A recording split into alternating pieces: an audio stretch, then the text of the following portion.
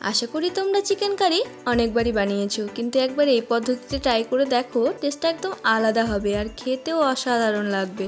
খুব সহজ এবং সিম্পলভাবে চেষ্টা করেছি এই রেসিপিটা তোমাদের সামনে দেখানোর। তো চলো শুরু করি আমাদের আজকের রেসিপি চিকেন কারি। তাহলে চিকেন কারি বানানোর জন্য সবার প্রথমে নিয়ে নিচ্ছি এখানে আমরা 1.5 কিলো চিকেন। এবার আমি চিকেনটাকে ম্যারিনেশন করে নেব। সেজন্য প্রথমেই একটা পাতিলেবুর 4 ভাগের 1 ভাগ নিয়ে তার রসটা চিকেনের মধ্যে দিয়ে দেব পরিমাণ মতো লবণ ও পরিমাণ মতো হলুদ দিয়ে চিকেনটাকে মাখিয়ে রেখে দেব 10 থেকে 15 মিনিটের মতো। তারপর একটা কড়াইতে দিয়ে দিচ্ছি 150 গ্রাম সরিষার তেল। তেল গরম হয়ে এলে এর মধ্যে ফোড়নে দিচ্ছি জিরে, মৌরি, কালো জিরে, 2টো শুকনো লঙ্কাকে 2 টুকরো করে তেলটা গরম হয়ে আসলে তার মধ্যে এই ফোড়নটা আমরা দিয়ে দেব। এবার এর মধ্যে দিয়ে দেব ম্যারিনেশন করে রাখা চিকেনটা। এবার এই চিকেনটা সম্পূর্ণ দিয়ে এটাকে নাড়িয়ে চাড়িয়ে ঢাকা দিয়ে হালকা করে ভেজে নেব।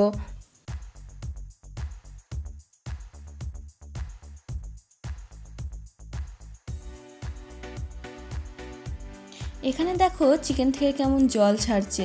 এই জলে চিকেনটা 80% কুক হয়ে যাবে।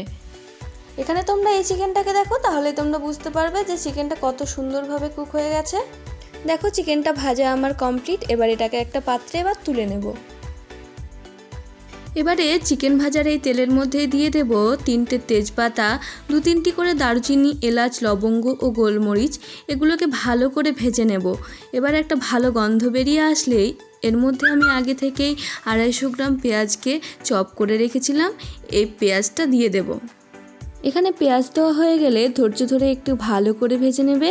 মোটামুটি 4 থেকে 5 মিনিট মতো এটাকে ভালো করে ভেজে নিতে হবে। এটা আমাদের ভাজা হয়ে গেছে। এবার এর মধ্যে দিয়ে দেব একটা টমেটো কুচি। আবারও এটাকে 1 থেকে 2 মিনিট মতো নাড়িয়ে চাড়িয়ে একটু ভেজে নেব। তারপর এখানে 2 চা চামচ গোটা জিরে, 1 চা চামচ গোটা ধনে, 7-8টা শুকনো লঙ্কা ও সামান্য জল দিয়ে একটা পেস্ট বানিয়ে রেখেছিলাম, সেই পেস্টটা এখানে দিয়ে দিলাম। যারা যে পরিমাণ ঝাল খাও তারা সেই অনুযায়ী লঙ্কাটা কম বেশি দিতেই পারো। এবার এটাকে একটু নাড়িয়ে চাড়িয়ে এর মধ্যে দিয়ে দেব 4 চা চামচ মতো আদা ও রসুনের পেস্ট। এবারে সমস্ত মশলাগুলো নাড়িয়ে চাড়িয়ে মিক্সড করে নেব। এবার এর মধ্যে দিয়ে দেব একটু চিকেন কারি মশলা। দোকানে যে চিকেন কারি মশলাগুলো পাওয়া যায় সেগুলোই। আর দিয়ে দেব 1 চা চামচ মতো হলুদ গুঁড়ো। এবার 5 থেকে 7 মিনিট গ্যাসের ফ্লেমটা মিডিয়াম আঁচ করে মশলাগুলো কষিয়ে নেব। এখানে দেখো মশলাটা কষানো প্রায় কমপ্লিট। মশলার কালার কেমন চেঞ্জ হয়ে গেছে আর মশলা থেকেও কেমন তেল ছেড়ে দিয়েছে। এর মধ্যে দিয়ে দেব ভেজে রাখা চিকেনটা। এবার মশলাটার সাথে চিকেনটা ভালোভাবে নাড়িয়ে চাড়িয়ে আরও 10 মিনিট মতো এটাকে কষিয়ে নেব। এখানে অবশ্যই খেয়াল রাখতে হবে কোনোভাবেই যেন চিকেনটা পুড়ে বা লেগে না যায়। কম আঁচে রেখেই সবসময় চিকেনটা কষাতে হবে। চিকেনটা এখানে 10 মিনিট মতো কষানো হয়ে গেলে ওপর থেকে কাসুরি মেথি ছড়িয়ে আরও 2 থেকে 3 মিনিট এটাকে কষিয়ে নেব। এবারে কষানো কমপ্লিট। এর মধ্যে দিয়ে দেব পরিমাণ মতো গরম জল। এবারে এটাকে একটু নাড়িয়ে চাড়িয়ে এর মধ্যে দিয়ে দেব স্বাদ মতো লবণ। যেহেতু আমাদের ভাজার সময় লবণটা দেওয়া ছিল, তাই এখানে পরিমাণ মতো লবণটা দিয়ে দেব। তারপর ফাইনালি একবার ভালো করে ফুটিয়ে নিতে হবে। আমি এইটুকু তোমাদের গ্যারেন্টি দিয়ে বলছি, এর টেস্টটা তোমাদের দারুণ লাগবে। এটা বানানো কতটা ইজি সেটা তো তোমরা দেখলেই।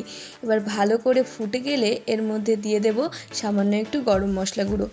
ব্যাস, তাহলেই আমাদের রেডি চিকেন কারি। আশা করি এই রেসিপিটা তোমাদের ভালো লেগেছে। ভালো লাগলে অবশ্যই কমেন্টে জানাতে ভুলবে না। দেখা হচ্ছে আবারও পরের কোনো ভিডিওতে। ততক্ষণে ভালো থেকো, সুস্থ থেকো।